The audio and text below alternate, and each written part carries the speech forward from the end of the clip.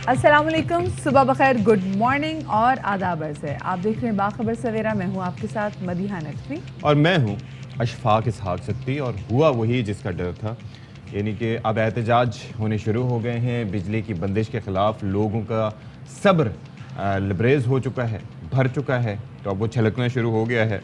और उसके हमने कुछ मनाजिर देखे गुज़िश्ता रोज़ जो कि काफ़ी अफसोसनाक थे। अब ज़ाहिर है कि लोगों के घर में बिजली नहीं होगी, बच्चे जो है वो गर्मी से बिलख रहे होंगे, बिजली नहीं होगी तो पानी नहीं होगा, फ्रस्ट्रेशन लेवल महंगाई लोगों का अपनी जगह कहाँ तक मौजूद पहुँचा है। हुआ है। बिल्कुल आप सही कह रहे हैं। महंगाई का आप देख लें, महंगाई दिन ब दिन कितनी बढ़ती चली जा रही है।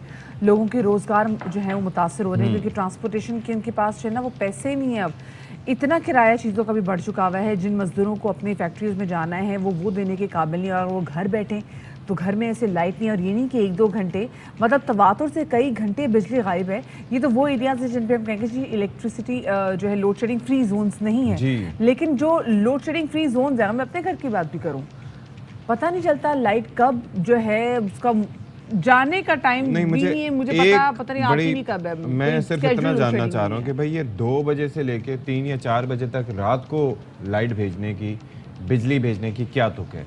मतलब आप दिन में कम खून निचोड़ते हैं आवाम का कि बेचारे पूरा दिन जागते रहें, शाम को जागते रहें, उनकी शामें ख़राब गुजरें, उनके दिन ख़राब गुजरें, और रात को चंद घंटे की नींद होती है, उसके अंदर भी ढूंढ के आपने टाइम निकाला है कि 2 बजे से ऑनवर्ड्स कि भाई देखिए, 2 बजे बिजली जाएगी और नींद उसके बाद हमारी 4 बजे पूरी तक नहीं हो आएगी पा या रही 3 है। साढ़े 3 बजे आएगी। फ्रैंकली स्पीकिंग, हम भी जब आते हैं ऑफिस में तो हमारी नींद पूरी नहीं होती क्योंकि बिजली जो है वो नहायत ही ऑड टाइम पे चली जाती है। कल जी 12:55 पे लाइट चली गई, फिर 1:30 बजे लाइट आ गई। मतलब समझ में नहीं आई कि ये किस किस्म की लोड शेडिंग है। आपने लोड शेडिंग करनी है और आप कहते हैं कि जी चलें आपको थोड़ी बर्दाश्त करनी होगी, तो आप हमें वक्त बता दें कि जी कौन से टाइम में जाएगी। भाई I am not being racist, लेकिन कई बार मैं और मधिया नकवी सुबह सुबह ऑफिस जब आते हैं तो हम चीनी बहन भाई लग रहे होते हैं।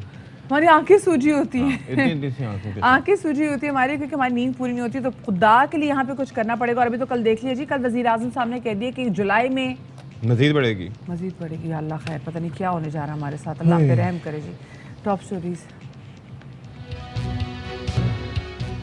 पंजाब में आईनी बहरान, क्या हमजा शहबाज वजीर आला की नशस्त रख सकेंगे?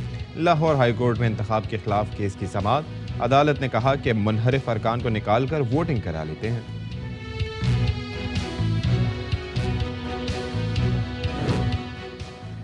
सिंध में बल्दियाती इंतखाबात, वोट न देने की सजा। उम्मीदवार ने छोर टाउन के गांव में लगाया हैंड पंप उखाड़ दिया।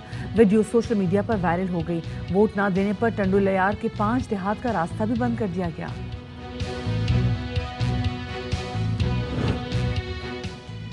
और बड़ी ईद करीब आने लगी, शहरियों में कुर्बानी का जोशो खरोश। कराची में सिम्बा पाकिस्तानी बकरे की धूम, कद से भी लंबे कान, गैर मामूली कान, तवज्जो का मरकज।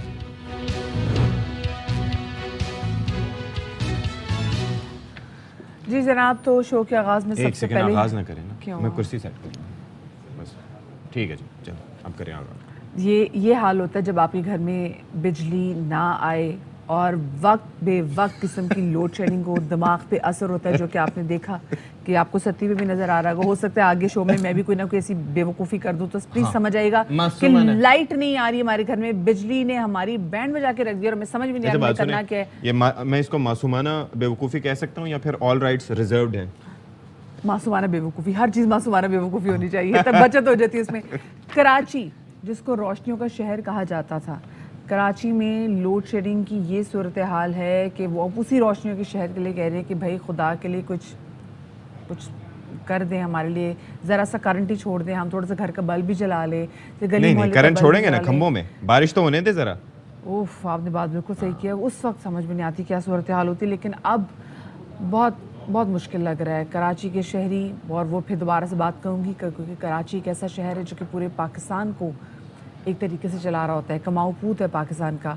लेकिन अगर यहाँ आकर कभी आप देखें कि लोगों के रहन सहन के क्या तरीक़ेकार है, जी, यहाँ पे ये शहर कितना डेवलप्ड कितना है, यहाँ सिसक रहे की हैं। सड़कें कितनी टूटी हुई हैं, यहाँ पे बिजली का निज़ाम क्या है, यहाँ पे पानी लोगों को जो है वो दस्तयाब नहीं। मैं अक्सर जब मैं बीइंग अ लाहौरी जब मैं यहाँ आती थी, मैं कहती थी पानी टैंकर क्यों आएगा, तो पता चला यहाँ तो पानी ही और टैंकर मदिया से आता लाहौर है। में लोगों की एक आदत बनी हुई है, अभी भी बनी हुई है कि जब ब्रश भी करना है तो फिर पानी का नलका खुला रखना है। उन्हें ज़ाहिर है कि उन्हें उनको लगता पता है ही कि नहीं है पानी आते पानी, उनको पता ही नहीं है ये तो ये टैंकर सिस्टम वैसे पे आएंगे तो उनको पता चलेगा कि की पानी कदर कितनी बड़ी करनी नेमत चाहिए। है। और कराची में तो ये है कि आपने थोड़ी देर नलका खुला रखा और वो गायब, साथ ही साथ पानी गायब। तो ये मसले मसाइल अपनी जगह मौजूद हैं, परेशानियां लोगों की अपनी जगह मौजूद हैं, कोई ये पुरसाने देखिए हाल ना, नहीं ये है। आप कल और माड़ीपुर ये रोड पे देखें हुआ है कि एक स्पेसिफिकली। लोग अपने हक के लिए मुजाहरा कर रहे हैं, ठीक है, वो अपनी जगह, फिर उनके ऊपर शेलिंग करना, फिर उनके ऊपर इस तरीके से, जाहिर है कि वो भी पथराव कर रहे थे, पुलिस की जानिब से भी शेलिंग की जा रही थी, यहाँ पे लेकिन बहुत ज़्यादा इंसान आखिर सती, क्या करे। देखिए यहाँ पे बहुत ज़्यादा ज़रूरी था कि ये जो बिखरे हुए मुजाहिरीन थे, क्योंकि of course they were very frustrated, इनको बड़े तमीज़ से इनको डील किया जाता।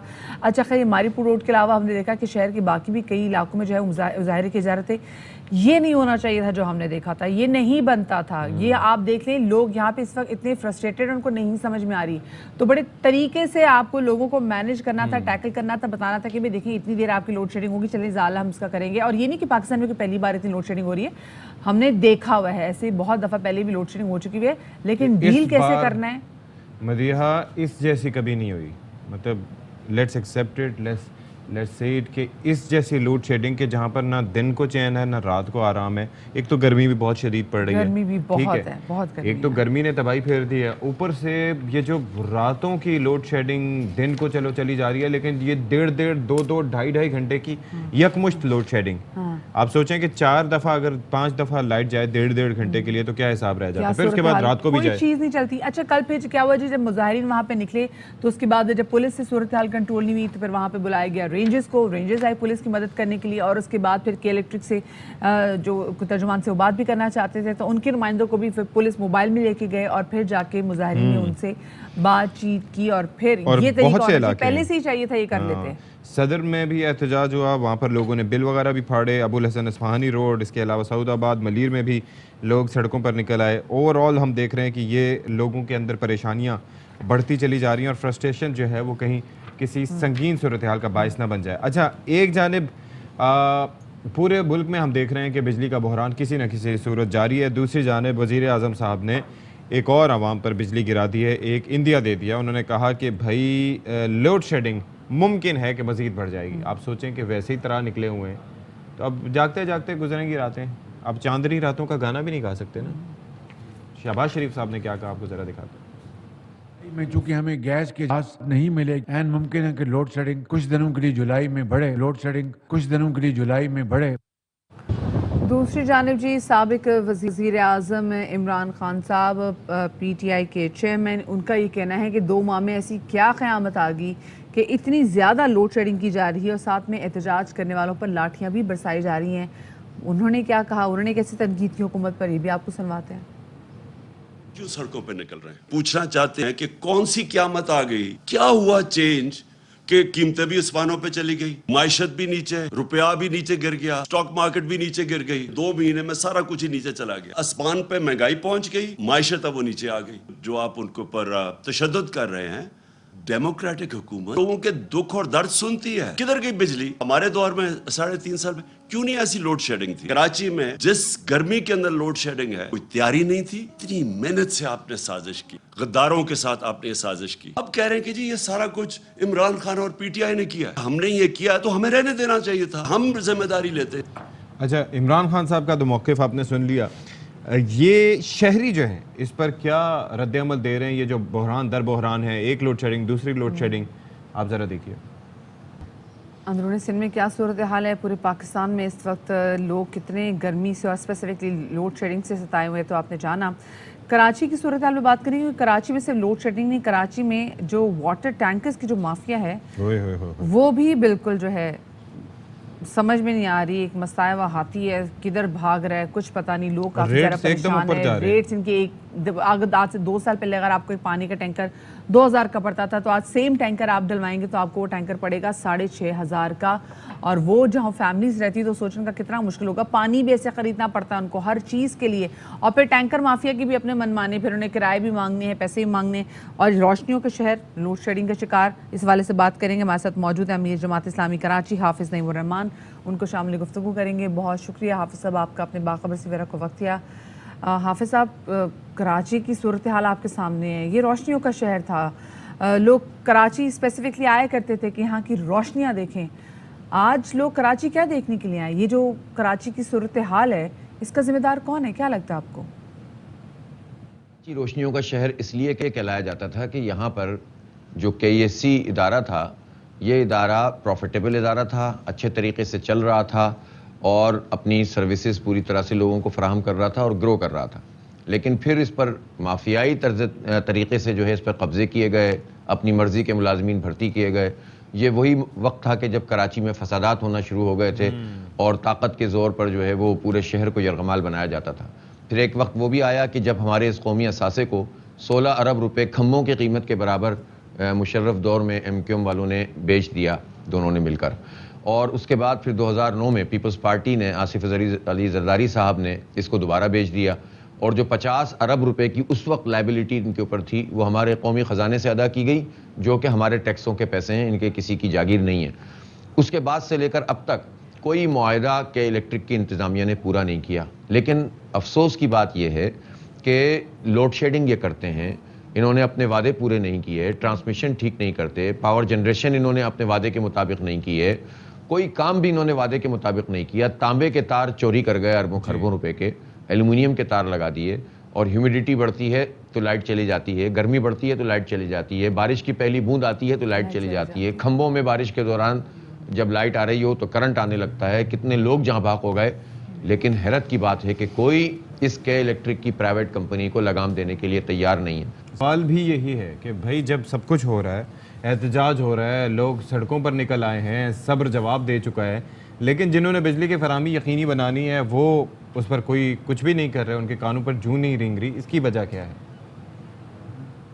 महीने 5 रुपए, 6 रुपए, 7 रुपए इजाफी पर यूनिट कराची के लोग देते हैं और उसके ऊपर टैक्स मजीद लग जाता है।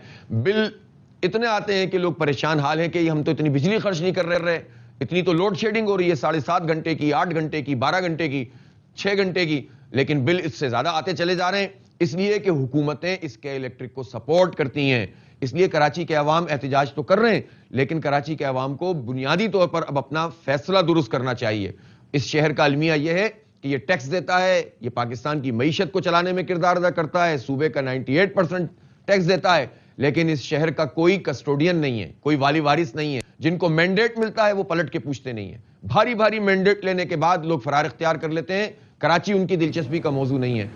अच्छा हाफिज साहब, यहाँ सिर्फ लोड शेडिंग का मसला नहीं है, यहाँ पर पानी, स्पेसिफिकली पीने का साफ़ पानी भी एक बहुत बड़ा इशू है। स्पेसिफिकली अगर हम सिंध की बात करें तो वहाँ के लोगों ने पानी को लेकर बहुत सफ़र किया है, लोग सफ़र कर रहे हैं, कराची में लोग पानी ख़रीद के इस्तेमाल कर रहे हैं। तो ये बताएं कि मतलब क्या आप सूरत हाल देख रहे हैं? यहाँ पे तो पाकिस्तान पीपल्स पार्टी की हुकूमत जो है वो 3 अदवार से रह चुकी है, लेकिन उसके बावजूद कोई लोगों को कहीं किसी किस्म की आसानी मिल ही नहीं रही इस हवाले से। क्या वजह है इसकी? ये नहीं दे सके कि कराची को ऑन नहीं करते। कराची इनका शहर सिर्फ लेने के लिए, देने के लिए नहीं है। 14 साल में 200 बसों का ऐलान किया है, 30 अभी आई हैं और खुशियां मना रहे हैं। और मसला ये है कि अगर पीपल्स पार्टी ये सब कुछ कर रही है तो बाकी पार्टियां क्या कर रही हैं? MQM तो उनकी इत्तेहादी होती है, हमेशा मिलकर खाते हैं। और PTI को भरकर वोट डाले लोगों ने, उन्होंने पलट के नहीं पूछा। पैकेजों के ऐलान हुए लेकिन ना पानी का मंसूबा मुकम्मल हुआ और ना KCR कराची की ट्रांसपोर्ट का मंसूबा मुकम्मल हुआ। कराची के लिए सब एक जगह पे खड़े होते हैं, इसलिए कराची के लोगों को अब दोबारा से बेदार होना। कराची को एक मेयर की जरूरत है जो नेमतुल्लाह खान की तरह इस शहर को ऑन करे, इसके पानी के मसले को हल करे, इसके बिजली के मसले पर आवाज उठाए। कोई इसका वाली वारिस होगा, कोई इसके लिए लड़ने वाला होगा, कोई इसके लिए आवाज उठाने वाला होगा और उसको आवाम का मैंडेट हासिल होगा, तो वो जेन्युइन कुव्वत ही कराची को निजात दिला सकती है। ठीक है जी, बहुत शुक्रिया आपका हाफिज़ नईमुर रहमान। और काफ़ी देखें की पॉइंट्स हैं कि वाक़तन अगर जितनी भी जमातें, किसी एक जमात की जिम्मेदारी नहीं है। कराची के ऊपर बात ये होती है कि इख्तियार की बात होती है, इक़्तिदार की बात होती है, लेकिन डिलीवर करने के लिए कोई भी तैयार नहीं होता। अब उसकी वजह से मसले मसाइल ये हैं कि जैसे आप सड़कों पर सफ़र भी कर रही हो, सारा कुछ होने के बावजूद, गाड़ी आपके पास कोई सी भी हो, आपको पता है कि हर कुछ ज़रा सा कुछ अर्सा ड्राइव करते हुए जाएंगे, पॉट होल्स आपको ठक ठक ढस, उसी की वजह से लोग गिरते भी हैं। बाइक वाले जा रहे हो वो भी गिरते हैं, फिर उसकी वजह से आपको पता है कि लूट मार के वाकयात। सबसे बड़ी जड़ क्या है जी? सेंसस। कराची की आबादी सही तरीके से काउंट ही नहीं हुई भी, उस पर ही ये मालूम ही नहीं है। एग्जैक्टली, सेंसस पे कोई कंसेंसस नहीं है। और जब आपको मालूम ही नहीं है कि एक शहर की आबादी कितनी, तो आप वसाइल की डिस्ट्रीब्यूशन कैसे करेंगे? जब आप वसाइल की डिस्ट्रीब्यूशन ही नहीं कर सकेंगे और सही तरीके से तमाम तो लोगों तक वसाइल नहीं पहुंच सकेंगे, तो लोग सफ़र तो करेंगे। अच्छा जी, अब देखें बात यह है कि यहाँ पर सज़ा और जज़ा का कॉन्सेप्ट कुछ उलट है। होना तो ये चाहिए कि वोट लेने के बाद अगर जो कि हमारे लीडर्स हैं, हमारे मुंतखब नुमाइंदे हैं, अगर वो डिलीवर नहीं करते, आवाम को रिलीफ नहीं देते, तो उनके लिए कोई सज़ा तजवीज़ होनी चाहिए। लेकिन यहाँ पर हो रहा है उसके उलट। और उलट ये हो रहा है कि बल्दियाती अभी इलेक्शंस हुए तो उसमें भाई जिन लोगों ने उम्मीदवार को वोट नहीं दिया तो उसके बाद उनसे बदला लिया गया। किस तरीके से कि उमरकोट में 2 वाक़यात ऐसे सिंध में सामने आए। उमरकोट में एक जियाला उम्मीदवार चंद दिन पहले लगाया गया हैंड पंप ही उखाड़ कर ले गया। और ये वीडियो आप देख सकते हैं कि जी वोट नहीं, और आपको पता है यहाँ पे पानी का कितना मसला है, पता नहीं कितनी यहाँ पे अप्रूवल्स के बाद ये हैंडपंप यहाँ पे लगाया गया होगा कि जो मोहल्ले के यहाँ पे रिहायशी हैं वो इस हैंडपंप से पीने का साफ पानी जो है ना वो ले सके। वो खवातीन यहाँ पे आती होंगी, लोग आते होंगे, यहाँ से पानी भर के लेके जाते होंगे, लेकिन जस्ट बिकॉज वोट नहीं पड़ा जी और आप वहाँ पे हार गए तो आपने कहा ठीक है जी मैं नहीं तो कोई और भी नहीं, हैंडपंप ये हो गया। अच्छा, फिर ऐसे ही वाकया टंडो अल्लाहयार में भी पेश आया जहाँ पर आप ये देख रहे हैं कितनी बड़ी खंदक है अल्लाह अकबर। ये तो पूरी नहर खोद दी है भाई को ना, हाँ ये नहर खोद दी। अगर सही तरीके से इसको मिलाते तो शायद कई जगहों पर पानी की कमी पूरी हो जाती। मतलब और आप ये अपने पहले जब जंगें हुआ करती थी, जब ये जो प्रिसाइज बॉम्बिंग नहीं होती थी, जब ये न्यूक्लियर वॉरफेयर नहीं था, उस वक्त चक्कर ये होता था कि इन तरह से बचने के लिए अक्सर खंदकें खोदी जाती थी और इस तरीके से वो ट्रेंचेस बनाई जाती थी ताकि वो जो बम्स वगैरह होते हैं ना उनके स्प्लिंटर्स पे बचा जा सके। ये आप तमाशा देखें, ये हुआ क्या, ये है कि वोट देने से इनकार किया है, 5 देहात को उसकी सज़ा मिली और रास्ता जो है वो बंद करने के लिए खंदक खोद दी गई। और फिर उसके बाद ये यूसी है दाद जरवार और इसमें वाइस चेयरमैन के लिए पीपी उम्मीदवार क्रेन ले आया और 5 देहात को मिलाने वाली सड़क पर उसने खंदक खोदकर बदला लिया। और ये बदला क्या होगा, उनको होगा कि अब कोई भी खाने पीने की चीज़, अच्छा खुरनोर इस गांव में किसी ने आना हो, गांव से किसी ने निकलना हो, कोई स्कूल जाना हो, कोई भी चीज़ खंदक खोद दीजिए, जाके दिखाओ। क्या बात है जी। ब्रेक लेते हैं।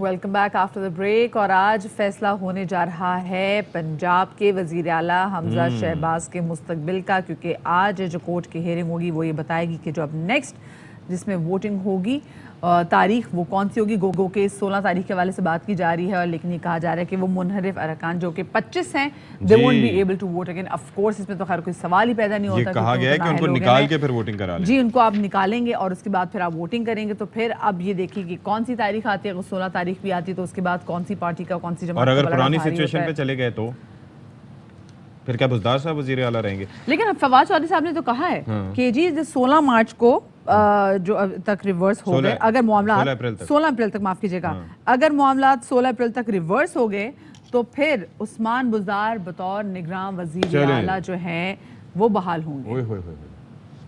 इस नतीजे पे पहुंची है कि शहबाज की हुकूमत गैर कानूनी है और इंतखाब दोबारा होना चाहिए। एडवोकेट जनरल को ये कहा है कि आप बताएं कि दोबारा इलेक्शन कब करा सकते हैं। बहस इलेक्शन के तरीक़ाकार के ऊपर हो रही है। 16 तारीख का आप रिवर्स कर रहे हैं, तो इसका मतलब यह है कि उस्मान बुज़दार बहैसियत केयर टेकर चीफ मिनिस्टर बहाल होते हैं। इलेक्शन की जो तारीख है वो स्पीकर अनाउंस करे। जो इलेक्शन कराना स्पीकर का इख्तियार है। बुज़दार साहब केयर टेकर होंगे या नहीं होंगे, ये एक बहस तलब मामला है। इसको देखते हैं कि ये फुल बेंच कैसे ट्रीट करता है।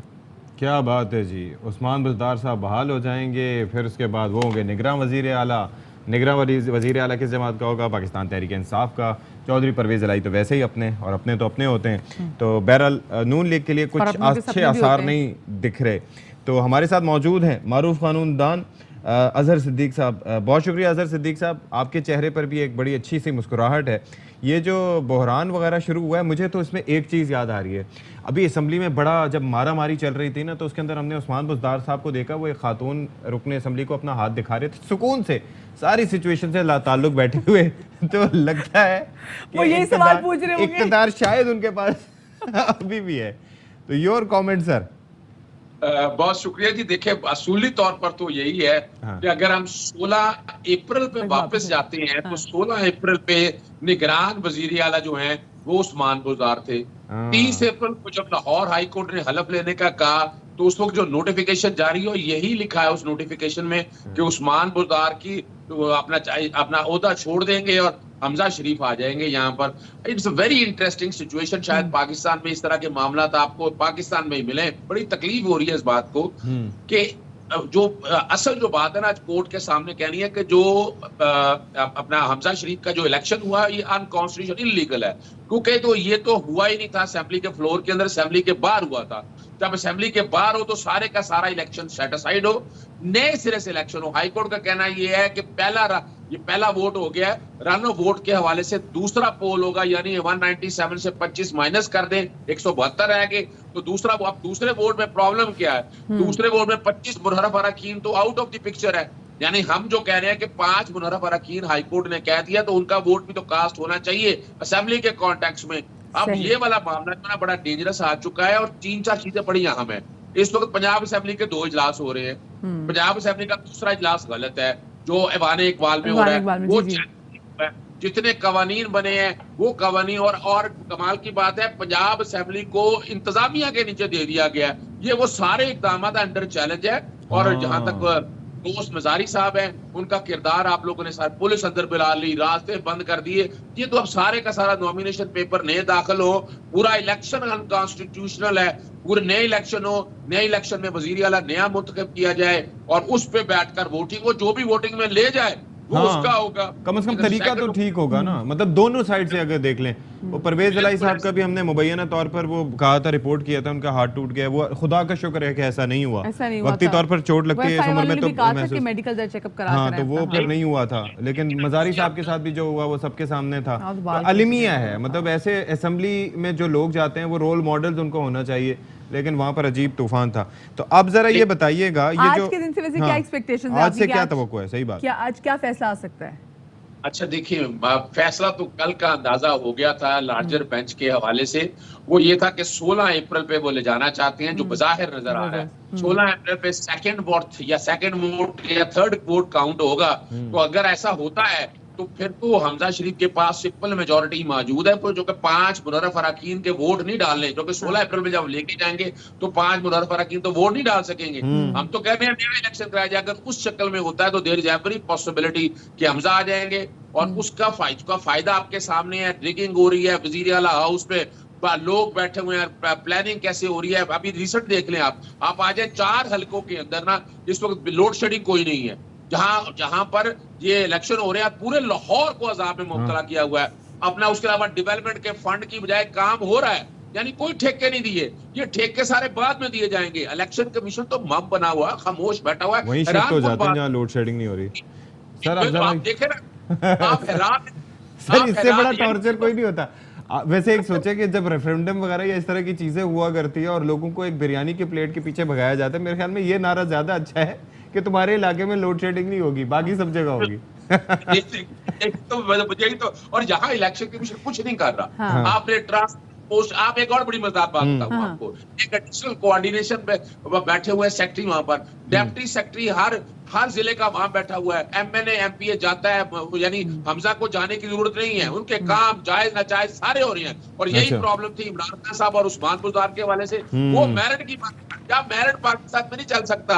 ये लूट मार का निजाम है, या Imran is unfit for this country, कि वो यहाँ जो जिस तरह के हालात है ना, पावर पॉलिटिक्स में खेलें, ये करें उधर करें, उखाड़ पिछाड़। यानी आप अंदाजा लगाएं, लाहौर हाई कोर्ट ने जब हलफ का केस था, एक 36 घंटे में, एक 24 घंटे में, एक 12 घंटे में फैसला दिया। और आज हम इसमें तकरीबन 2 माह से ज्यादा अरसा गुजर चुका है। चलें जी, अल्लाह करे कुछ इस हवाले से हल निकले। और जो पंजाब एक अरसे से सफर कर रहा है, देयर वाज अ टाइम, मतलब 2 महीने तक पंजाब का वजीर आला को नहीं था, और जो चल रहा था आईनी बहरान था। मारी आप ये देखें, पुलिस अंदर अरकान असेंबली उनको कुट चढ़ा रहे हैं। वो सियासतदानों के ना यहाँ पे समझ में नहीं आ रही पंजाब असेंबली के स्पेसिफिकली। जब आपने सेनेट के इलेक्शन होते हैं तो मिलके आप साथ में रोटी खा लेते हैं, बाकी में आप देखिए एक दूसरे के बाल भी नोच रहे होते हैं। पता नहीं क्या सूरत हाल है। जी जनाब, तो अब बैंकिंग आप लोगों के लिए और मज़ीद ज़रा आसान हो गई है, क्योंकि आ गए हैं एहसान मोबाइल अकाउंट्स। इससे क्या हो रहा है कि जो आपके बैंक अकाउंट्स हैं ये आ चुके हैं आपके फ़ोन पर, और हर तरह की बैंकिंग जो है आपके लिए काफ़ी ज़रा आसान है। आपने कहीं पैसे देने हैं, कुछ ख़रीदना है, तो ये आपके बिल्कुल फिंगर टिप्स पे आपके फ़ोन में एक चीज़ आ गई है। मरकज़ी बैंक और टेलीकॉम ऑपरेटर्स के मुश्तरका मनसूबे का मकसद जो है ये बेसिकली आम आदमी की ज़िंदगी को बैंकिंग की सहूलियात पहुंचाना है और आपको ना लंबी कतार में लगना पड़ेगा, ना स्पेसिफिकली घर से निकल के पेट्रोल खर्च करके किसी बैंक का रुख करना होगा। Everything is in your phone. और फिर ये है कि बड़ी उम्र की आबादी जो कि 8 करोड़ से भी ज़्यादा है, उनके लिए भी बड़ा आसान है। 3 से 4 मिनट में वो मोबाइल ये अपना अकाउंट बना सकते हैं, आसान अकाउंट बना सकते हैं। ये कैसे मुमकिन है? हमारे साथ मौजूद है मारूफ तज्जियाकार इकराम सहगल साहब। शुक्रिया जी, आपने हमारे लिए वक्त निकाला। फरमाइएगा कि ये नाम से ही जाहिर है कि ये काफ़ी आसान है, लेकिन बाज़ औक़ात ऐसी चीज़ें आसान नहीं होती। ये किस तरह से मुख्तलिफ है किसी आम बैंक अकाउंट से? सबसे पहले बात मैं आपको बड़ा क्लियर कर दूं कि ये आसान है, इसमें कोई मुश्किल नहीं। ज़बरदस्त। मुश्किल इसलिए नहीं है क्योंकि आपको पता है मुश्किल आता है बैंक अकाउंट खोलने में। 80% आपकी एडल्ट पॉपुलेशन पाकिस्तान में विदाउट बैंक अकाउंट है। विदाउट बैंक अकाउंट आप रोटी कपड़ा तो दे देंगे उसको, मकान कहाँ से देंगे, उसकी जरूरियात कहाँ से देंगे? आप उसको जाएंगे, वो जब उनको जरूरत होगी पैसे की तो वो हाथ फैला के लोगों पर फिरता रहेगा, या किसी जाके लोन शार्क से लेगा पैसे 120% इंटरेस्ट पर। ये पहली दफा आपको ये वर्ल्ड बैंक की स्कीम थी, और वर्ल्ड बैंक की स्कीम के नीचे 2 स्टेट बैंक ऑफ पाकिस्तान और पाकिस्तान टेलीकम्युनिकेशन अथॉरिटी ने अलग अलग लाइसेंस देके ये दिया है आसान मोबाइल अकाउंट के। आसान मोबाइल अकाउंट मैं आपको थोड़ी सी इसकी खाली बता दूं। आपने तो अभी बात कर रहे हैं ना आसान मोबाइल अकाउंट को। आपको पता है कि विदाउट पब्लिसिटी आपके ऑलरेडी 4.2 मिलियन अकाउंट्स खुल चुके हैं। बिल्कुल, ऑप्शंस भी आ रही हैं। जी जी, बहुत सारे बैंक। और क्यों खुल चुके हैं? तो इसलिए खुल चुके हैं कि देखिए, आप जाएं किसी को भेज दें, किसी इलिटरेट को, किसी गरीब आदमी को, किसी बैंक मैनेजर के पास अकाउंट खोल, एक तो वो उसका अकाउंट नहीं चाहेगा क्योंकि वो उसके लिए प्रॉब्लम हो जाता है, वो उतना ही काम करना पड़ता है। सर्टिफिकेशन मांगते हैं, बता दें जॉब सर्टिफिकेट ला के दें, ठीक है। अगर आप जॉब नहीं करें, मियाँ पे डिपेंडेंट है, तो जी उसका अलग से सर्टिफिकेट लेकर आए। इतनी चीजें लेकर आते हैं कि अकाउंट खुलवाना बड़ा मुश्किल हो जाता है। मैं आपको अभी एक चैलेंज करता हूँ, आप अपना टेलीफोन आपके पास है, उठाएं। जी जी, बिल्कुल बिल्कुल उठा लिया सर। आप उस पर लिखें, आप करें *2262# *2262# हैश 226#। ठीक है, आप देखें इस पर क्या आएगा। अच्छा जी, VRG में खुश आमदेद। नया मोबाइल अकाउंट खुलवाएं, मौजूदा मोबाइल अकाउंट को USSD से लिंक करें। अच्छा, अब आप उसके बाद अगर 1 प्रेस कर देंगे, आपको लिस्ट ऑफ बैंक्स आ जाएंगे, 13 बैंक के नाम आ जाएंगे। अपने बिल्कुल आगे आप चाहते हैं आगे, आपने उस बैंक को आप दे दें, अपना NIC कार्ड अंदर कर दें, आपका मोबाइल अकाउंट खुल गया, बस खत्म, मोबाइल अकाउंट खुल। अच्छा, मैं सर ठीक है, सती आप सवाल करते हैं। मीनवाइल मैं ये वाकई करती हूँ कि मैं अपना, क्योंकि मैं उसको जवाब दूं, मैं बिल्कुल। अच्छा, मुझे ये बताएं कि ये स्टेट बैंक, ये जो अकाउंट खुलेगा, इसका ताल्लुक भी वैसे ही होगा जैसे आम बैंकों का स्टेट बैंक से होता है, उसी के अंडर मैनेज होगा ये सारा कुछ? बिल्कुल, हर बैंक उसी की तरह मैनेज करेगा। और मैं आपको एक बात बताता हूँ कि मैं तो ये नहीं कह सकता कि हर बैंक की पॉलिसी डिफरेंट होगी। इंस्टेंट क्रेडिट आपको मिलेगा। अच्छा, किसी गरीब आदमी को जाके किसी के सामने हाथ नहीं फैलाना पड़ेगा। This is a game changer for the people of Pakistan. Sir लेकिन कैसे, वो किस बिना पे? जाहिर है कि कुछ ना कुछ शराइत तो होती। कोई शराइत नहीं। आपको पता है आपकी शराइत क्या है? आपको कोई आपको कोलैटरल नहीं, कोई चीज नहीं। क्यों? आपको कोलैटरल क्या है? आपका सिम कार्ड कोलैटरल है, आपका NIC कार्ड कोलैटरल है। आप पैसे वापस ना दें, आपका NIC ब्लॉक हो जाएगा। अच्छा, हाँ जी, ठीक है जी। तो आपका कोई कोलैटरल नहीं। और अगर चाहे आप देखिए, कुछ बैंक 10,000 12,000 देंगे, कुछ 80,000।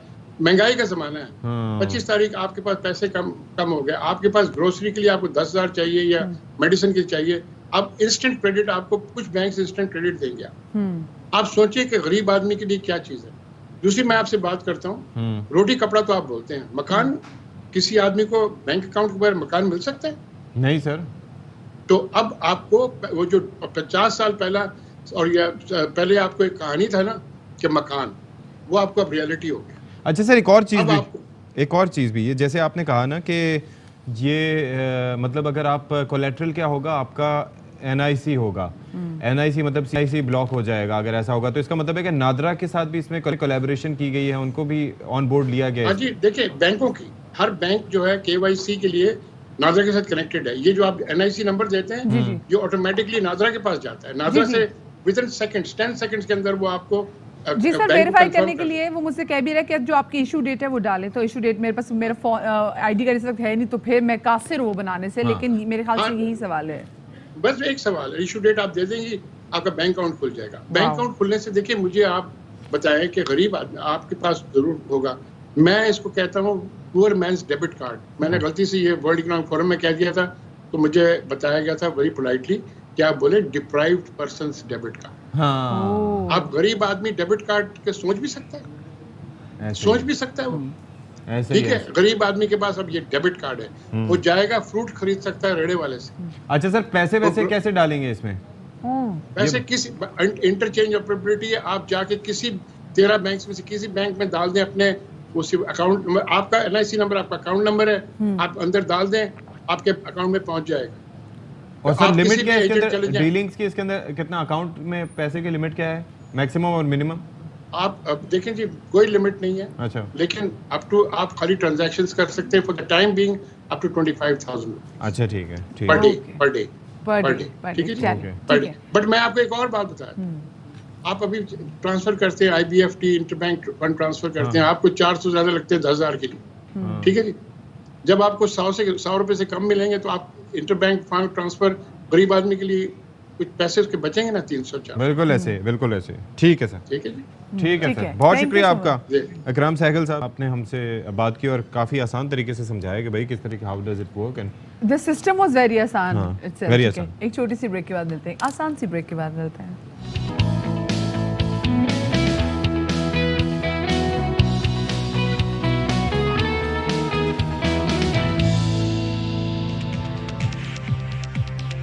एक बार फिर से बाखबर सवेरा में आपका खैर मकदम है। 10 बजकर क्या टाइम हो गया, 5 मिनट, आपकी मिनट। घड़ी में 6 मिनट। हम आपके सामने एक बार फिर से मौजूद हैं, सैयदा मदीहा ज़हरा नकवी और अशफाक इसहाक सिद्दीकी आपके सामने, और उम्मीद है कि आप लोग जी रहे होंगे, ठीक ठाक होंगे और इस्तग़फ़ार बात पढ़े है होंगे, मुश्किल कैसी वक्त बात काटने के लिए दुआएं कर रहे हम होंगे। इस्तग़फ़ार करेंगे। एक और हमारे मसला, तो गुनाह धुल चुके हैं, आवाम के गुनाह धुल कैसे? चुके हैं। मुश्किलें इतनी भाई, बड़ी जो कि हम पे इज़ा- आसान हो जी, जो इल्ज़ाम उठा रहे हैं महंगाई की सूरत छेड़ो हमें, हम में, सताए। लोड शेडिंग की सूरत में, ठीक है। ठीक है भाई, एक और मसला आन पहुंचा है भाई, और दोबारा से आप चौकन्ने हो जाएं, होशियार हो जाएं, खबरदार हो जाएं। ये जो कोविड आ गया है जी, यार, फिर बिल्कुल, से ओह 22% से ज़ायद शरह हो गई है। और कराची की अगर बात करें जी कराची में, और एयरलाइंस की जानिब से तो अब दोबारा से वो मास्क वाला चक्कर ऑन कर दिया गया है। तो, लेकिन गवर्नमेंट को भी करना क्या, चाहिए, साथ बिठाना है, हाँ बिठाना साथ, खाना बंद कर देंगे, बिठाएंगे साथ पैसे जो है आपको। ना वो तो आते हैं ना, इनकम होनी चाहिए। एक सीट छोड़ के एक पे बिठाएंगे तो देखें उसकी कॉस्ट कौन बेयर करेगा, हैं? कोविड आप लोगों को लग सकता है ना, जहाज़ को तो नहीं लगना, तो फिर हम क्यों परवाह करें? एवं ही खाम खा के मशवरे, पहले भी पता नहीं क्या सोच के दिया था। अच्छा, बाकी ये है कि आप लोगों ने एहतियात करनी है। हमें बुरा भला तो आपने जाके कहना है कि देखो जी डर फैला रहे हैं, लेकिन वाकईतन Covid cases are on the rise, be very careful. और अगर आप मास्क पहनेंगे तो आप दूसरी तरह की बीमारियों से बच सकते हैं, वायरल फ्लू और न जाने क्या क्या। तो ये एहतियात बहुत ज़रूरी है। बिल्कुल जी। और आपको पता है मर्द हज़रात को ज़्यादा कोविड हो रहा है, तो बी वेरी केयरफुल, ओके। और हार्ट प्रॉब्लम ज़्यादा मर्द हजरात को होती हैं, स्ट्रेस से रिलेटेड इश्यूज मर्द हजरात को होते हैं, कोविड भी ज़्यादा अभी तो मर्दों को हो तमाम रहा है। चीज़ें वैसे भी वेंट क्यों आउट ऐसा कर है? देती हैं, जितनी भी खातून खाना में देख रही हैं, घर की खवातीन देख रही हैं, वो मेरी बात से बिल्कुल एग्री करेंगी कि इन तमाम तो चीज़ों के बावजूद मर्द हज़रात जो है ना, जो अपना गुस्सा है, जो भी सोचते हैं, ये घर में वेंट आउट कर देते हैं, लेकिन खवातीन के पास कहाँ कैसी जगह करते नहीं हैं? होती, वो बेचारे तो बच्चों को मार के कहाँ निकालते हैं। करते इस पे एक हम एक सेगमेंट इस पे करेंगे, हाँ, इस पे करेंगे। एक सेगमेंट करना बहुत ज़्यादा ज़रूरी है कि कौन अपने जो इमोशंस हैं, कौन अपना गुस्सा ज़्यादा वेंट आउट करता है और क्या बेहतर वो तरीका पता है है, कि कौन दो ज़्यादा स्टेप सफ़र नीचे करता है। होते वेंट आउट करते करते खुद आउट हो जाते हैं, ऐसा होता होगा। Top stories.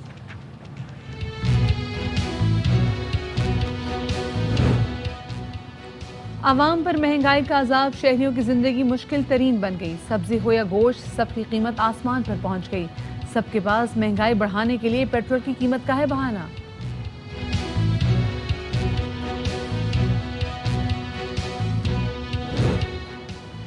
कोरोना से जीत फिर शिकस्त में बदलने लगी। कराची में मुस्बत केसेस की शरह 22% से जायद, मर्दों के साथ खातीन और बच्चे भी इसका शिकार होने लगे। मवेशी मंडियों में समाजी फासले की एहतियात रखना होगी। मदीहा नकवी, एक मसला जो है ना वो बड़ा अजीब है। अच्छा, हम मसले मसाइल पे ही बात कर रहे हैं, ठीक है। और ज़िया मुहिउद्दीन साहब ने जब से कहा है तो मसअला, मेरे ख्वाब में भी मसअला चल रहा होता है। बात यह है कि एक तो महंगाई ने कमर तोड़ दिया, दूसरा आप देखें लोगों की तरफ से हरकत और सकनात कैसी हो रही हैं, बड़े ट्रिकी। गोश्त खरीदने जाए ना, जो हमारे भाई जाते होंगे तो उनको अंदाज़ा होता होगा कि भाई ये शोल्डर का है तो इसकी कीमत है 1850 से 1900 से 2000 रुपये किलो तक। अगर मिक्स है तो उसके रेट कम है, अगर रान का है तो वो 1900 रुपये किलो है। ये है बकरे का गोश्त। अब जनाब आवाम को उलझाया जाता है कि जी बताइए कौन सा आपको चाहिए, गर्दन का चाहिए, क्या किस तरीके रान का चाहिए, मिक्स चाहिए, चाँपें चाहिए, उस हिसाब से उनके रेट्स का तयन होगा। Same is the case with बड़े का गोश्त। तो आप ये देखिए कि क्या सुभान अल्लाह, क्या बात है। आप गोश्त की बात करें, गोश्त एक लग्जरी है, नॉट हाँ, literally, everybody it's a luxury. Can afford गोश्त। कोई सिंथेटिक गोश्त वगैरह ये चाइना वाइना ने नहीं बनाया कोई इस तरीके से? अच्छा जी, वो बना ही ना ले, सोचे फिर वो हमारे लिए कितना मूसी होगा। खैर आजकल गर्मी इतनी, मैं तो कहती गोश्त अवॉइड करें, वैसे भी महंगाई इतनी है कि गोश्त तो हमारी वैसे दस्तरस से बाहर है। तो ज़रा जायजा ले लेते हैं कि मुख्तलिफ शहरों में क्या सूरत अच्छा, ऐसे हाल बोल है। रही हैं जैसे सब्जियां सस्ती हैं, पता करें ना रेट अभी लग पता हाँ जाएगा। बिल्कुल आप सही कह रहे हैं, हर अभी लग चीज़ पता बहुत जाएगा। ज़्यादा महंगी हो गई है। तो ज़रा जायजा ले लेते हैं, कराची में क्या सूरत हाल है, पेशावर में क्या सूरत हाल है, मुल्तान में क्या सूरत हाल है। कराची की सूरत हाल से मैं आगाह करेंगी माई नुमाइंदा इशरत खान। मुल्तान से हमारे साथ मौजूद होंगे अदनान तारिक, जबकि मिर्ज़ा अहमद और हमारे साथ पेशावर से मौजूद होंगे अदनान भाई को क्यों गर्मी में भेज रहे हैं? अदनान तारिक हमारे नुमाइंदे हमारे साथ मौजूद होंगे, तो उनसे जान लेते हैं कि इनके शहरों में क्या क्या सिचुएशन है। तो will start from Karachi. Ishrat ये बताइएगा कि इस वक्त आप कहाँ पर मौजूद हैं? मैं आपके पीछे देख सकती हूँ कि पंसारी की दुकान भी है, थोड़े मसाला जात वगैरह भी पड़े हुए हैं। क्या सिचुएशन अच्छा, यहाँ से देखें ऐसा लग रहा है रात का मंजर है जैसे, देखें लेकिन है दिन का। नहीं, बिल्कुल ये रात का मंजर नहीं है, दिन ही हो रहा है इस वक्त। और मैं चूँकि मार्केट के अंदर हूँ तो अंधेरा आपको फील हो रहा है। पहले तो आपको मुबारक हो, बाजार इस वक्त में कराची में मार्केट में खुल गई। नहीं, ज़्यादा नहीं खुली। इस वक्त मैं सोल्जर बाज़ार की मार्केट में मौजूद हूँ। बहुत सारी दुकानें बंद हैं, कुछ दुकानें खुल गई हैं, चूँकि कराची में सुबह सवेरे कारोबार स्टार्ट नहीं होता। महंगाई का ये आलम है कि आवाम रोती हुई नज़र आती है, दुकानदार रोते हुए नज़र आते हैं। वो ये कहते हैं कि पहले जो हमारी सेल होती अब वो सेल नहीं होती, बहुत सारी चीज़ें दुकानदारों ने रखना छोड़ दिया। इसी तरह अगर कीमतों पे आ जाऊँ तो जो जुलाई के महीने में जो कीमतें थी, जून के महीने में जो कीमतें थी, वो जुलाई के महीने में बिल्कुल तब्दील हो चुकी है। वजह क्या बोला जाता है कि जी पेट्रोल की प्राइस बढ़ गई है, ट्रांसपोर्टेशन का खर्चा, दूसरे तमाम खर्चे, तो उस वजह से कीमतें बढ़ा दी गई हैं। अगर चावल के रेट लिए जाए, बासमती चावल है तो वो 360, 370, 300, 380 मुख्तलिफ कैटेगरी के चावल है। इसी तरह अगर चाय की पत्ती का आप देखें तो वो 960, 980, वो भी मुख्तलिफ ब्रांड की, चूँकि पत्ती खुली नहीं मिलती। ऑयल खुला जो पहले मिलता था अब बंद हो गया है, कराची की किसी मार्केट में खुला ऑयल नहीं दस्तयाब। आपको बताऊं कि इस वक्त भी जो ऑयल की प्राइस चल रही है वो 580 है, 560 है, 540 है। मुख्तलिफ ब्रांड्स के मुख्तलिफ रेट चल रहे हैं। जो घी की कीमत है वो इसे 10 रुपये कम कर दें, घी की कीमत भी कहीं 570 है, कहीं 540 है, कहीं 530 है। इसी तरह अगर वॉशिंग पाउडर की कीमत मालूम की जाए तो 420 से 450 तक वॉशिंग पाउडर जो आप देखें जो चीज़ शुरू ही 420 से हो रही है तो वो कहाँ तक मामला जाएगा? अलमिया ही है भाई, कहाँ तक जाएगा? अच्छा, लोगों के दिमाग में अभी भी ये चीज़ है कि जी पेट्रोल की प्राइस अभी भी आगे जाएगी और चीज़ें और महंगी हो जाएंगी। जो 2-3 लोग सुबह सुबह शॉपिंग करने यहाँ आए हैं, उनका यही कहना था कि अब घर का जो खर्चा है वो चलाना इस कदर मुश्किल है। 20,000, 15,000, 25,000, 30,000 की जो सैलरी लेते हैं वो घर का खर्चा पिस के उनका बुरा हाल हो चुका है। सोचें ये 1,00,000 1,50,000 वाले, उनका भी बहुत बुरा हाल है, क्योंकि अब आहिस्ता आहिस्ता समझें कि वो डॉलर के मुकाबले में जो रुपए का हशर हुआ है उससे भी उनकी क़ुव्वत ख़रीद बहुत मुतासर हुई है। अच्छा जी अदनान भाई, आप बताएं कि आपके चेहरे पे मुस्कुराहट आई थी मुल्तान जाने का तस्करा सुन के, तो ये बताएं कि सूरत हाल क्या है महंगाई की आपकी तरफ? जी बिल्कुल, महंगाई का जिन जो है वो अभी तक बेकाबू है। शहरी तो ये समझ रहे थे कि होलसेल मार्केटों में जो चीज़ें जो है उनका रेट कम होगा, लेकिन पेशावर की सबसे बड़ी गला मंडी, वहाँ का रेट जो है वो भी कम नहीं हुआ। हम परचून की मार्केट में आज आके खड़े हुए कि गली मोहल्ले में, अंदरून शहर में बसने वाले, दूर दराज इलाकों में बसने वालों की कोशिश होती है कि वो अपने करीब तर दुकान से, परचून की दुकान से जो है वो सौदा सेल्फ ले।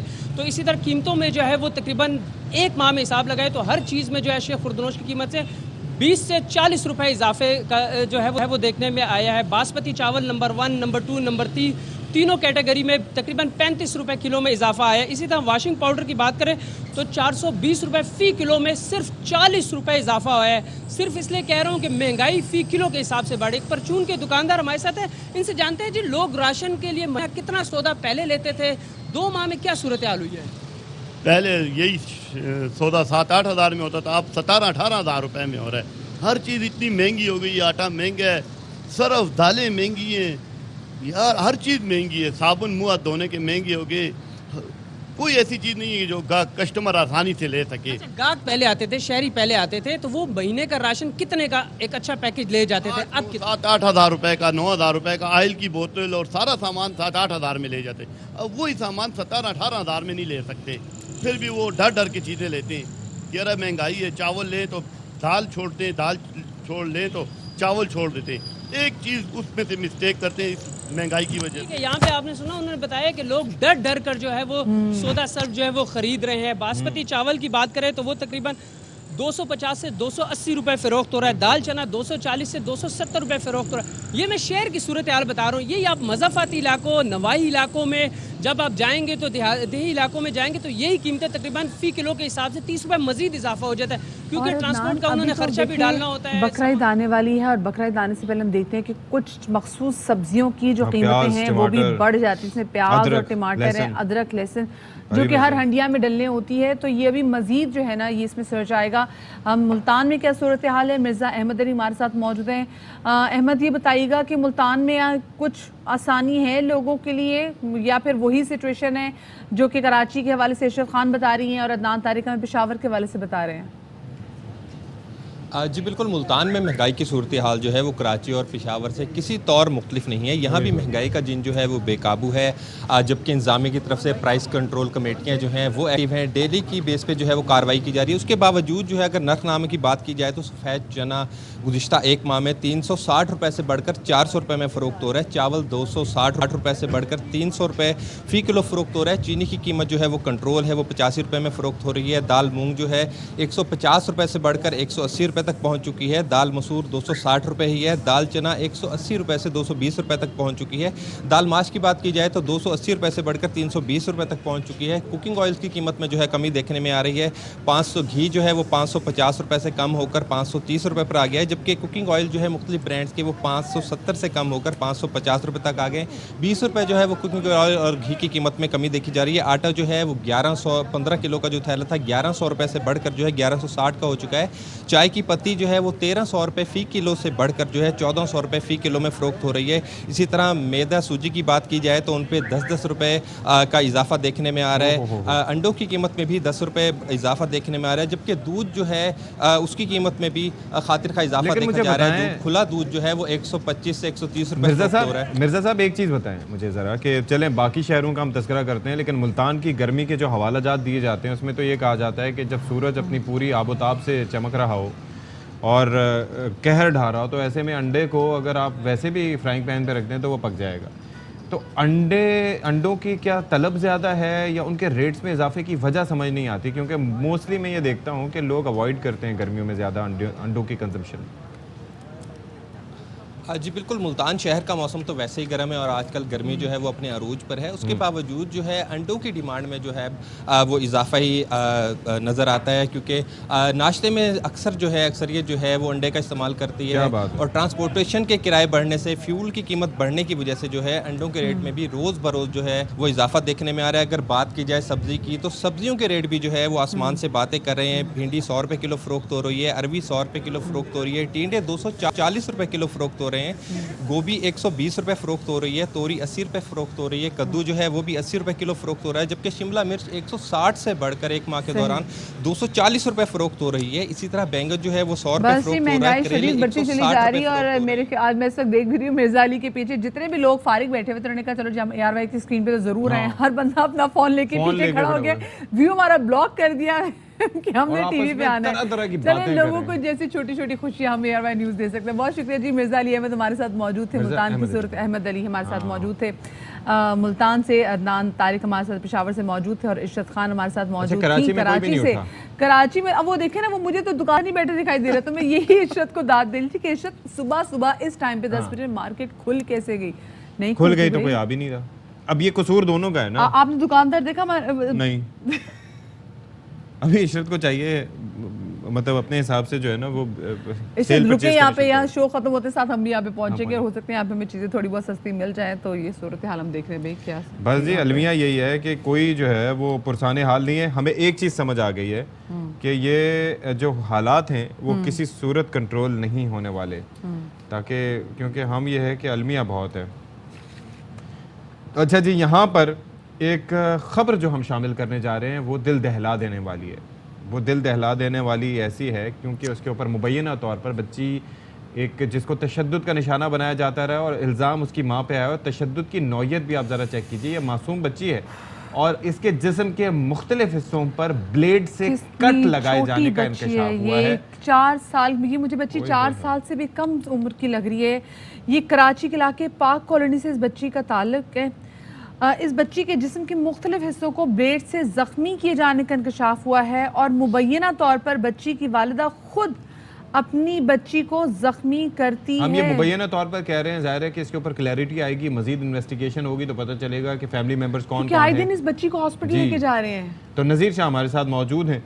नज़ीर शाह, ये ज़रा बताइएगा, ऐसा इल्ज़ाम एक माँ पे लगना, क्योंकि माँ तो हमेशा एक हम देखते हैं कि किस तरीके से बच्चों को प्रोटेक्ट करती है, लेकिन माँ के बारे में ये कहना कि वो अपनी बच्ची को कट लगाती थी, क्या इस दावे की कोई तस्दीक हो पाई है? हाँ बिल्कुल, देखें अशफाक, ये इंतहाई अफसोसनाक केस है और जब इस केस के बारे में मुझे पता चला तो मैं खुद इस अस्पताल में गया। सर्विसेज अस्पताल है जहाँ पर इस बच्ची को का इलाज जारी है और ये पाक कॉलोनी की रिहायशी है। आयशा इस बच्ची का नाम है, जिसके जिस्म के न सिर्फ सामने के मुख्तलिफ अज़ा बल्कि अंदरूनी अज़ा पर भी तेज धार ब्लेड चलाए जाने का इंकशाफ है, जो मैंने खुद अपनी आंखों से देखे और तस्वीर भी कुछ जगहों की है जिनके अंदर बाकायदा कट लगे हुए और उनके अंदर से खून बहता है।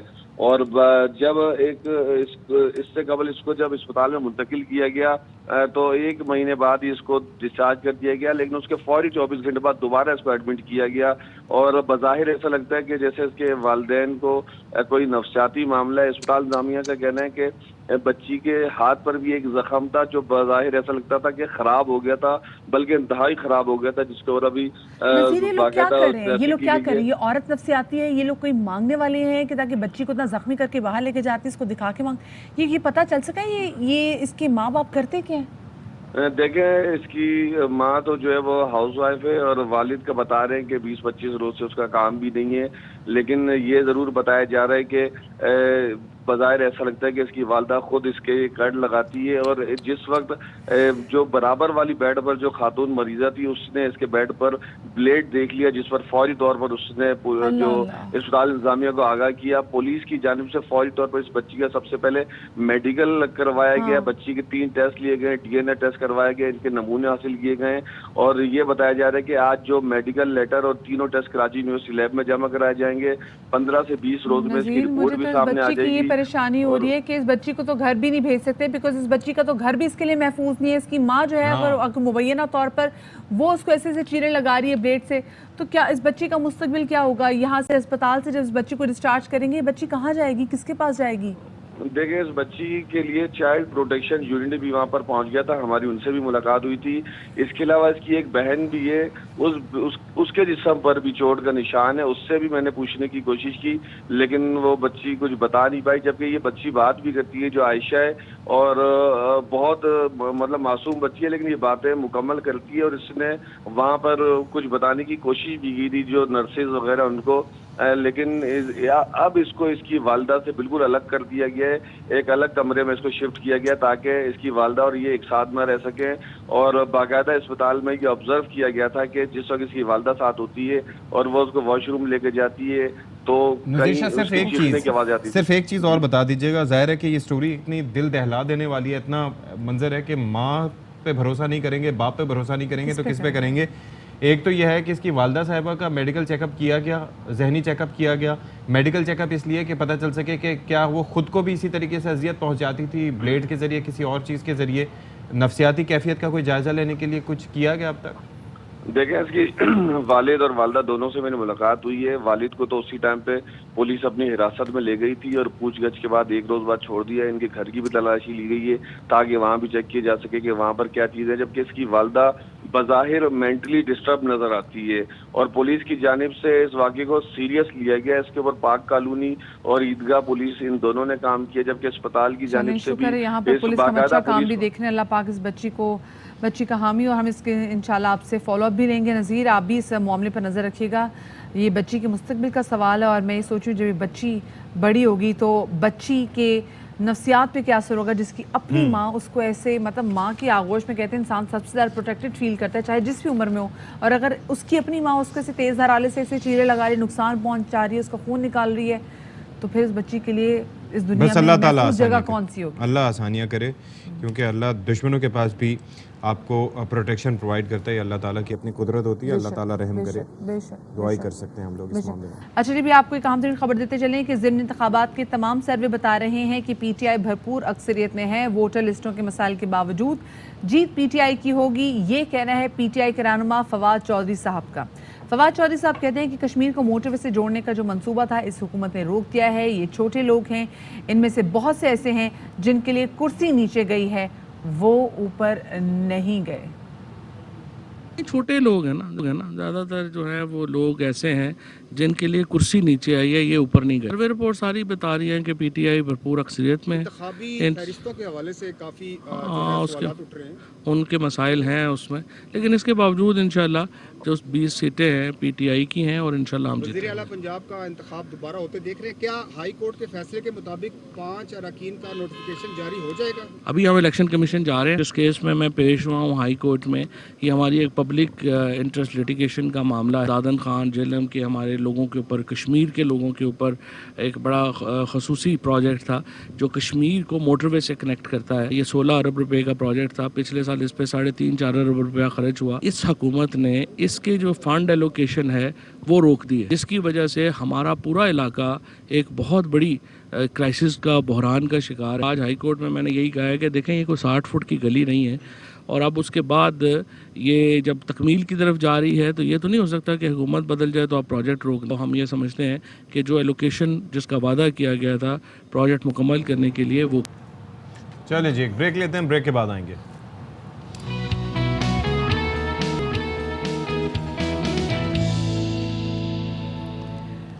Welcome back after the break. और आज हम बात करेंगे पाकिस्तान की थिएटर इंडस्ट्री के हवाले से, जो एक अरसे से ज़बू हाली का शिकार थी, ऐसा हमें लगता है, लेकिन बहुत दीगर शोबों की तरह, लेकिन बहुत अरसे से हम देख रहे हैं कि हमारे जो थिएटर प्लेस हैं, जो कि ज़बरदस्त किस्म की थिएटर प्लेस होते हैं।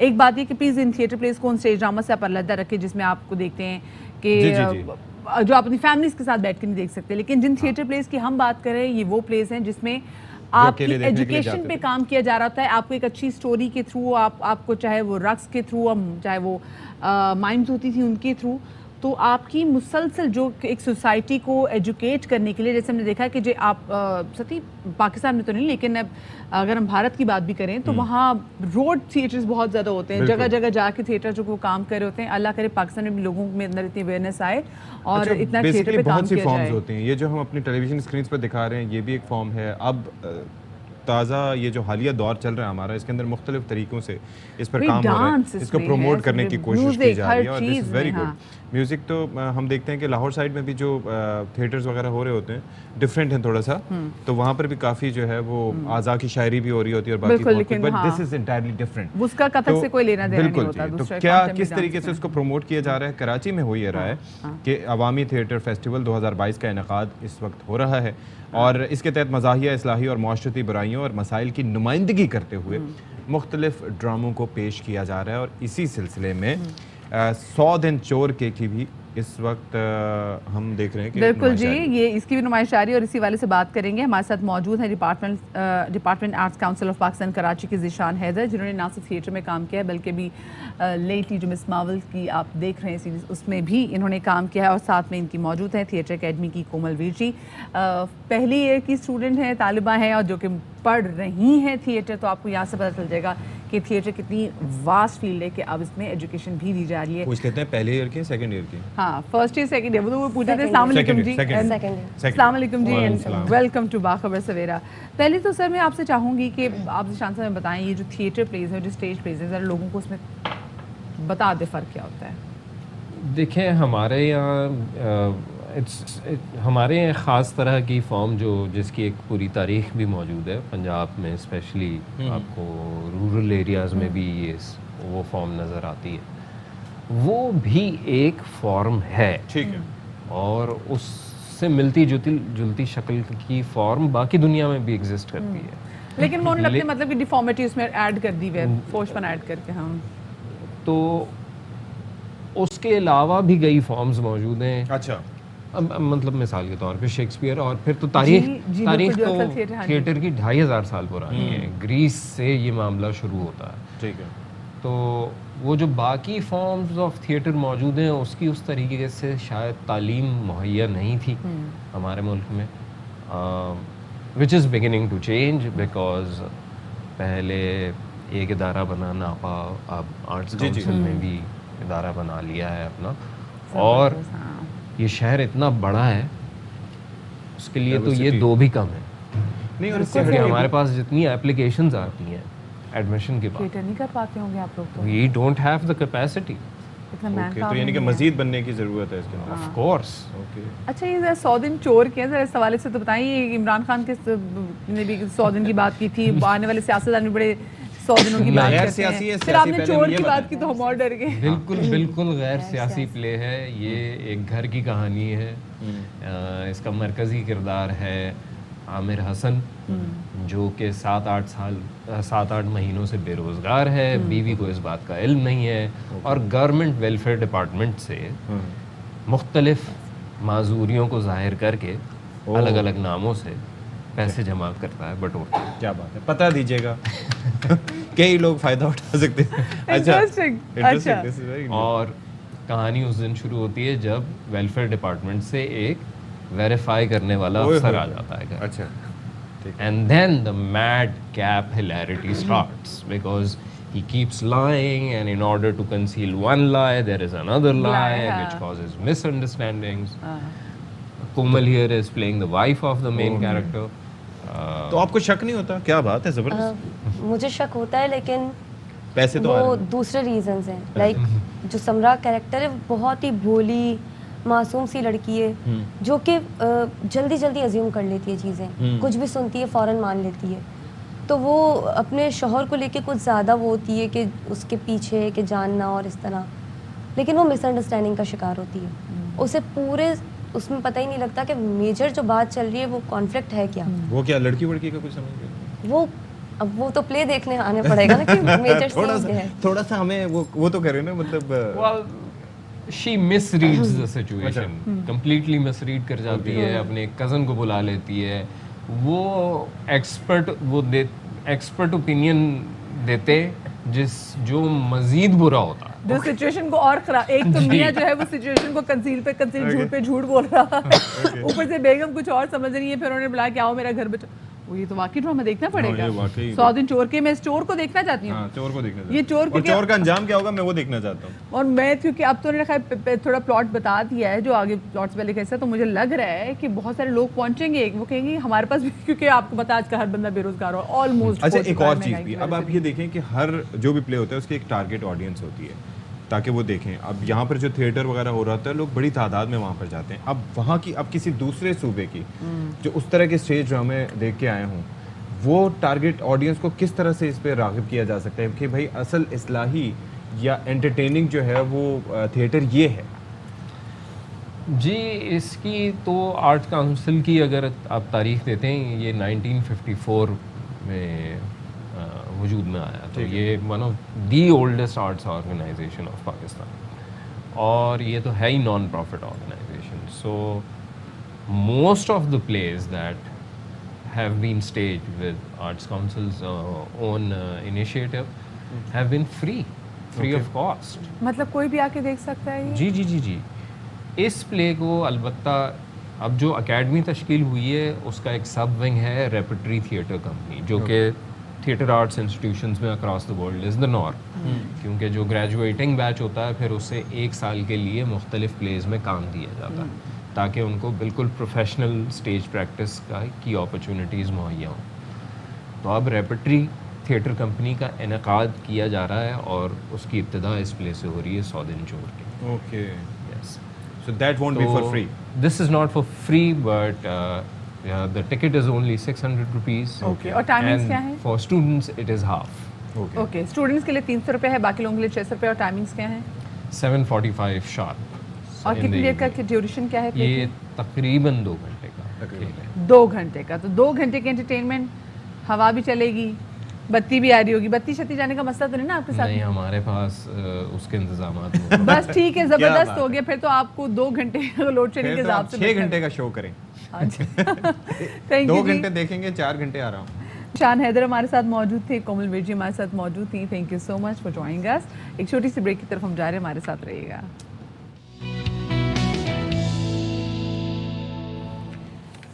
ऑलराइट जी, एक ब्रेकिंग न्यूज़ है हमारे पास। वो ये है कि वज़ीर आला पंजाब हमजा शहबाज के हल्फ बर्दारी के फैसले के खिलाफ इंट्रा कोर्ट अपीलों पर समाअत अभी शुरू हो चुकी है। जस्टिस सदाकत अली खान की सरबराही में 5 रुकनी लार्जर बेंच इस मामले की समाअत कर रहा है और अहम तरीन बात यह है कि इस पर फैसला भी आज सुनाया जा सकता है, यानी कि इस बात का कभी इम्कान है कि इस मामले को आज निपटा दिया जाए और फैसला जो आएगा उसके ऊपर एक तरह से हमजा शहबाज के वज़ीर आला रहने या ना रहने का फ़ैसला होगा और फिर ये भी देखा जाएगा कि क्या बुज़दार साहब दोबारा से बहाल होते हैं या नहीं। हाँ, बतौर निगरान वज़ीर जी, आला। Just imagine. तो अभी काफ़ी सारी चीज़ें हैं जो कि इस पर देखना होगा कि किस तरीके से इसके ऊपर आगे लेके बढ़ा जाता है। तो ये आज इंट्रा कोर्ट अपीलों की समाअत होना थी जो अभी शुरू हो गई है और इसकी फर्दर डिटेल्स भी हम आप तक पहुंचा रहे हैं। बिल्कुल जी, आपको बताते चलें कि हमजा शहबाज के हल्फ बर्दारी के फैसले के खिलाफ इंट्रा कोर्ट अपीलों पर समाअत हो रही है। जस्टिस सदाकत अली की सरबराही में लाहौर हाई कोर्ट का 5 रुकनी लार्जर बेंच समाअत कर रहा है। अदालत ने अहमद अवैस को रोस्टम पर बुला लिया है। सिंगल बेंच ने सदर और गवर्नर से मुतालिक रिमार्क्स दिए, इस पर कुछ कहना चाहेंगे, ये अदालत ने इस्तफसार किया। फ़र्ज़ करें हल्फ बर्दारी का हुक्म कलअदम करार दें तो सदर के खिलाफ रिमार्क्स का क्या बनेगा, ये भी कहना था अदालत का। साथ में अदालत का ये भी कहना था कि क्या हमें ये रिमार्क्स भी कलअदम करार देना होंगे या वो गैर मौसर हो जाएंगे। इस वक्त हमजा शहबाज मीडिया से गुफ्तगू भी कर रहे हैं, आपको सुनवाते हैं। कानून भी मौजूद है लेकिन एक विल चाहिए, पॉलिटिकल विल, कि ऐसे मुआशरे के माथे पे जो बदनुमा दाग हैं इनको मिसाल बननी चाहिए। जिस तरह कसूर वाक़या पे ज़ैनब केस में मुजरिम को करार वाक़ई सज़ा मिली, इसी तरह कानून मौजूद है लेकिन सज़ा में जो है ताख़ीर होती है। और इस हुकूमत को अभी चंद माह हुए हैं लेकिन मैं पुलिस को यही कह रहा हूं कि आपके पीछे मैं खड़ा हूं। कोई सियासी मदाखलत जो है पुलिस अफसरान की तैनाती में नहीं होगी और आपके सामने बहुत अच्छे लोगों का इंतखाब किया गया है, लेकिन मैंने उनको ये कहा है कि लाकानूनियत और जुराइम जो हैं उस पे जज़ा और सज़ा का निज़ाम बनेगा। मैंने कल भी मीटिंग की है, मुतवातर में मीटिंग करता हूँ और इस बात से सरफ़ नज़र अख्तियार नहीं की जा सकती कि जुराइम बढ़ रहे हैं। हमें अपना जो है वो इसके लिए कैपेसिटी बिल्डिंग भी पुलिस की करनी है और साथ साथ कानून पर अमल दरामद करा के ऐसे मुजरिमों को मुआशरे में मिसाल बनाना है। यही हमारा चैलेंज है और इंशाअल्लाह मुझे उम्मीद है कि हमारी पॉलिटिकल विल है कि हमने ला कानूनियत का कलाकुमा करना है, तो अल्लाह ताला हमें कामयाबी अता फरमाए। ये बताइएगा कि पंजाब भर में इस तरह के वाक़यात में आप गए भी हैं, वहाँ पर खुद वहाँ पर पहुँचे हैं, तो प्लान ऑफ एक्शन क्या है ऐसे जराइम की? जी, तो हमजा शहबाज की मीडिया से गुफ्तगू जारी है और यहाँ पर वक्त हो गया आपसे इजाज़त देने का। अपना ख्याल रखिएगा, शाद रहिए, आबाद रहिए, अल्लाह हाफिज़। अहम तरीन खबरें अब एक क्लिक की दूरी पर, आपके पसंदीदा टॉक शोज हों या अहम मुल्की या गैर मुल्की शख्सियात की न्यूज कॉन्फ्रेंसेस, हर लम्हा बाखबर रहने के लिए सब्सक्राइब करें हमारा YouTube चैनल। मौसम की सूरत हाल हो या खेल के मैदान से खबरें, अपने मोबाइल फोन से मुल्की और बैनुल-अक़वामी अहम खबरों तक रसाई के लिए डाउनलोड कीजिए मोबाइल ऐप। बावसूख ज़राए से मुसद्दिका खबरों, तज्ज़ियों और तबसरों से मुस्तफीद होने के लिए विजिट कीजिए पाकिस्तान की सबसे बड़ी न्यूज वेबसाइट www.arYnews.tv। इन सब के अलावा पाकिस्तान का सबसे बड़ा फेसबुक पेज हो, सबसे बड़ा न्यूज इंस्टाग्राम अकाउंट या फिर ट्विटर, ARY न्यूज पहुंचा रहा है खबरें सबसे पहले आप तक, ताकि आप रहें हर लम्हा बाखबर।